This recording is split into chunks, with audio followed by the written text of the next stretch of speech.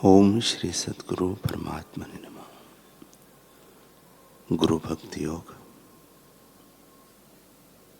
जो आत्मज्ञान का मार्ग दिखाते हैं वे पृथ्वी पर के सच्चे देव हैं।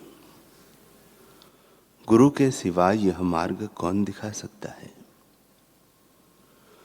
गुरु प्रभु प्राप्ति का मार्ग दिखाते हैं और शिष्य को सदा के लिए सुखी करते हैं।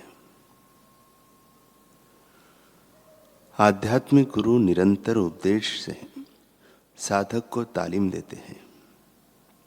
गुरु सच्चे शिष्य को प्रभु की ओर से प्राप्त भेंट है।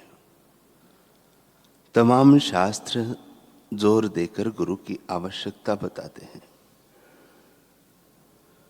कितने महान होने के बावजूद भी तमाम संतों, ऋषियों, पैगंबरों, जगत गुरुओं, अवतारों एवं महापुरुषों के अपने गुरु थे। गुरु सब सद्गुण एवं शुभ वस्तुओं की खान है। गुरु के सानिध्य से सब संशय, भय, चिंता और दुख का नाश होता है। गुरु में अचल श्रद्धा और गुरु में दृढ़ भक्ति भाव से शिष्य सब कार्यों में सिद्धि एवं भौतिक आबादी प्राप्त कर सकता है। भवसागर में डूबते हुए शिष्य के लिए गुरु जीवन संरक्षक नौका है। आध्यात्मिक मार्ग कांटों वाला और सीधी चढ़ाई वाला मार्ग है। प्रलोभन आपके ऊपर हमला करेंगे, उसमें पतन की संभावना है। अतः ऐसे गुरु के पास जाएं जो इस मार्ग के जानकार हो।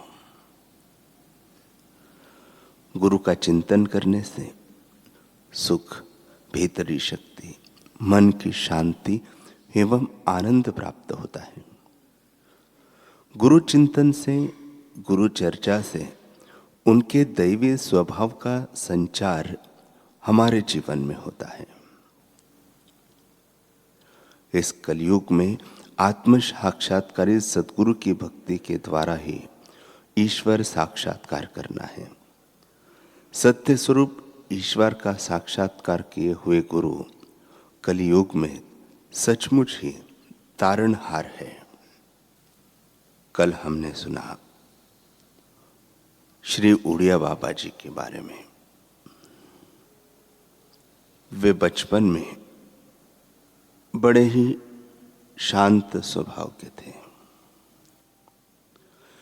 चपलता तो उनमें नाम मात्र भी नहीं थी। जहां डाल दिए वहीं पड़े रहते और जहां बैठे रहे वहीं पर बहुत देर तक बैठे रहते। खेल कूद से उनको कोई मतलब नहीं था। अपने नेत्र मूंदे प्राय वह रहते थे। कोई उनको पीटता तो चुपचाप सहन करते हैं। उसके प्रतिकार का कोई भी वे प्रयत्न नहीं करते। आपकी इस मनोवृत्ति से सभी को बड़ा आश्चर्य होता था। एक बार वे एक ब्राह्मणी के लड़के के साथ अपने घर से चले गए और बालेश्वर होते हुए मयूरगंज पहुंचे। उस समय उनकी आयु केवल 12 वर्ष की थी। मयूरगंज की पाठशाला में उनके पिता के परिचित आचार्य थे। उन्होंने उन्हें भर्ती कर लिया। आपको भय था कि कहीं उनकी आने की सूचना घर वालों को न दे दें, जिससे उन्हें विद्याध्ययन में विघ्न उपस्थित हो जाए।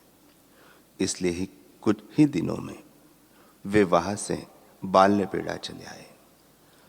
यह राजा कृष्णानंद के विद्यालय में वे भर्ती हो गए और अध्ययन करने लगे।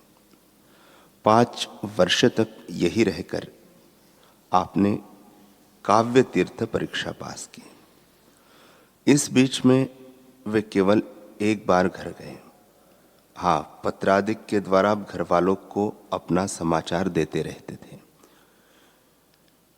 जिस समय आप काव्य तीर्थ के अंतिम खंड में पढ़ रहे थे, तब ऐसी एक घटना हुई